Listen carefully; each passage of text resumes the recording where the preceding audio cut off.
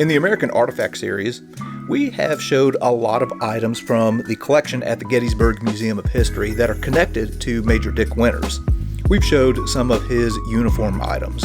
We've showed some of the souvenirs that he brought back from Europe after World War II.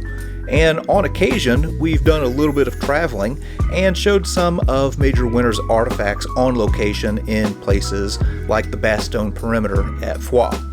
One of the things that we haven't showed yet, though, are some of the historic records that Major Winters kept.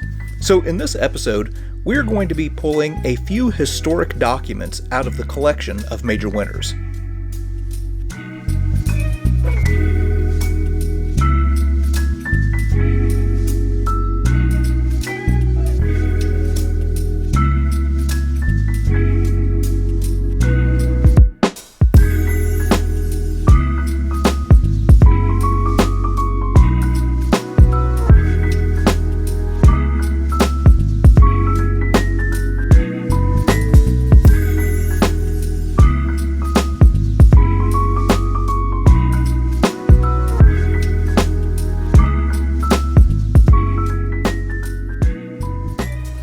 So I want to show you a few things today from the Major Dick Winters collection. These are items that we got more recently. These are items that didn't come with the original collection. So they came to me after myself and Jared Frederick wrote the book Hang Tough and Fierce Valor. And we've said on some of the forums and some social media that we're working on a third book, which is a photo like a coffee table type book based on Major Dick Winters' photo albums and some of his paper artifacts. And that got delayed because of this. And these are some items that came to me more recently. Some items from his files were separated. Some of the collection got sold to another collector, and we were able to obtain these items. And so it's quite a handful. There's a lot of maps. We had copies of a lot of his maps in the original files, but these are a lot of the original maps. And of course, I'm going to show you the original maps if I'm doing a book. So we needed to rephotograph a lot of things, and there's also a lot more original documents that weren't part of the original files that we had. I'm going to go through the first box a little bit, and again, it's a big mishmash of things that got separated. But this is the original tub that he kept it in. I'm just going to pull out a few random things. This is the letter. Most of these are signed by Sync, but this one's not. It's like your conduct when you became a paratrooper. That's the original that was Dick Winters. This is an amazing document. Now, we had a copy of this in the other files that we had, but this is the true. I want to be careful how I say this. This is an original copy. So this is a 1944 copy, meaning a Xerox of that period. So this is the true original, the only one that I know of. Major Dick Winters made copies of this for all the men that were involved with Operation Pegasus. And you have all the names here. Now, I brought this back on our tour last year. Because we had some of Brad Freeman's friends with us on that tour, and it has Brad Freeman's name on here. So this is the citation for the men that took part in Operation Pegasus, which was that was the operation where they rescued a bunch of British paratroopers from the other side of the Rhine River. So it's a pretty neat document. It's the only period copy that I know of, and it probably is the only one in existence. Going through here, there's a mix of things. This is a paper that says where to go in London. It has some of the entertainment, and it has some stuff about Antwerp. So this would have been something during the occupation period, I believe, September 22nd, 45. I'm just going to pull out a few random things in here that I thought would be interesting.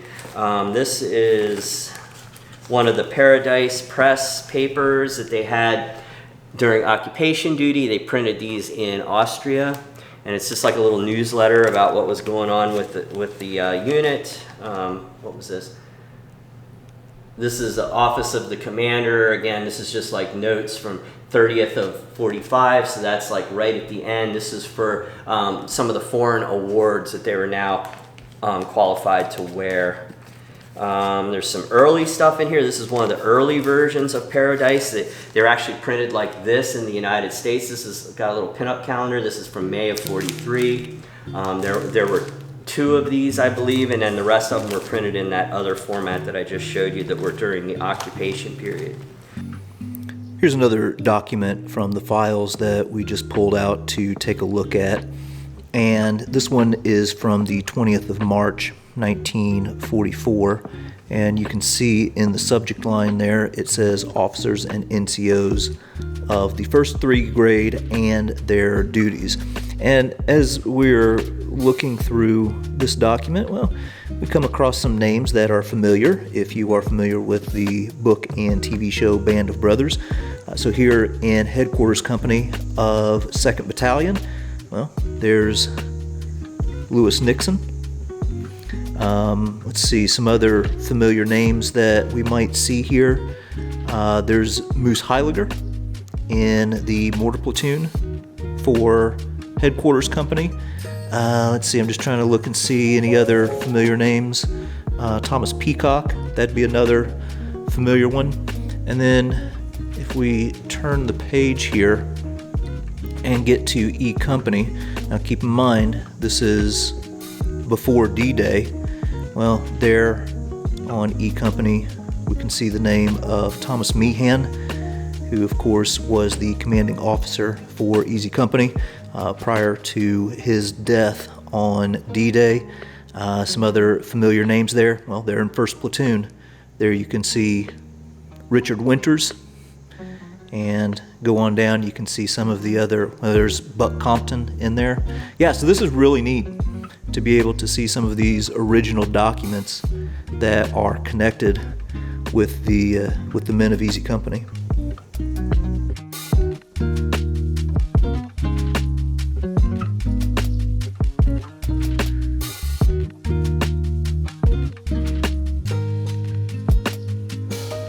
This box contains Major Dick Winter's maps, and he has them in categories of England, France, Holland, Bastogne, the other part of France, and Germany, meaning Haguenau area. So Winters was a big map person. So what we have in here is a combination, I'm just going to open one up, combination of wartime actual combat used maps, such as this, with his original tape on it. Now I'm not going to get a lot of these out. Some of them are really big and they're put in these sleeves, but this is really the reason why the book has been delayed, the 3rd book. These need to be photographed, and these are really difficult to photograph. We want to digitize them, but this is just an example, and over the years he had put some of this old-fashioned tape on here, so it may need some conservation as well. I'm trying to unfold this as best I can in the situation we're in, but this is a Germany map, and it has some of the route that he took. This is what he drew. And there's also some maps in here. There's a lot of maps. So some of them are wartime, such as this. And there's also ones that he made copies of, or got later maps that he used during the production of the book Band of Brothers with Stephen Ambrose. And also later on in life, he did some presentations at West Point and various other locations. So, you can see there's a lot of maps in here, and they each have their own importance. This is actually a captured German map, which is just incredible. And I don't want to get it all out, but it's really, you need a big table to unfold this. But it's really some great stuff in here. And we want to take the time and do it right, and that's why the book's taken a while. We need to make some big decisions of what we're going to include and what we're not going to include, because obviously we can't put 100 maps in the book, but there's just some great stuff. We only really have, I believe, one on display at the museum right now. We have the one from Normandy in the case, so if you come to the museum you can see that out right now. But he has a couple of them from Normandy, actually. Some of them are wartime. Here's another interesting paper artifact from the files, and that is a Christmas menu from December of 1942 at Fort Benning, Georgia. So you can see here, this is the menu for 2nd Battalion of the 506th Parachute Infantry Regiment when they were at Fort Benning. And when we open this up, well, you can see, for whatever reason, who knows why people put things where they do, Winters has this newspaper clipping that is announcing his awarding of the Distinguished Service Cross that he put in here. So I'm going to just move that real quick. And that way we can take a look at what they had for dinner on Christmas of 1942. Looks like some fruit cocktail. That doesn't sound particularly appetizing to me personally. They got some roast turkey, some baked ham. So now we're kind of getting more into my kind of things for a meal. And then here it lists all of the people in each one of the companies. So Company D, Company E, and also Company F. Yeah, interesting.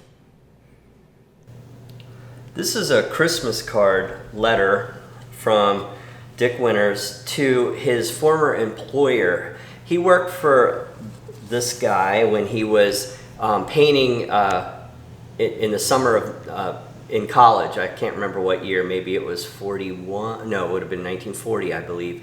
And he became friends with him and stayed a pen pal with him to some degree. But this actual Christmas card is from 1942, and it's postmarked December 13th of 1942. And this was his message to them for Christmas, season's greetings, Dick Winters. But he calls them folks, dear folks. They were dear friends of his, and he talks about making the rank of first lieutenant in here. So this is really interesting.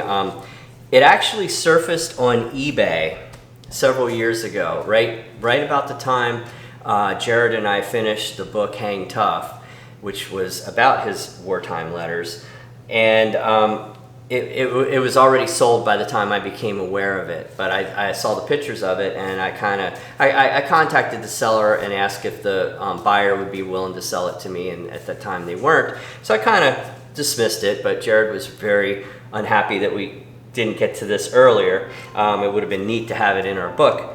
But we'll include this in the photo album that we're working on now and some of the other newer items. So a couple years later, very recently, it came up for sale again. The person who owned it decided to sell it, and we were able to obtain it. So it's a really neat letter, Christmas card, and one of those things, it's like the person who originally got it, got into an estate sale or something from the recipient, and he really didn't know anything about Dick Winters until I think he posted it somewhere, and somebody said, "Oh, that's the guy from Band of Brothers. It's probably pretty valuable." So it was one of those things that was kind of lost and then found, and we're really happy to have it here.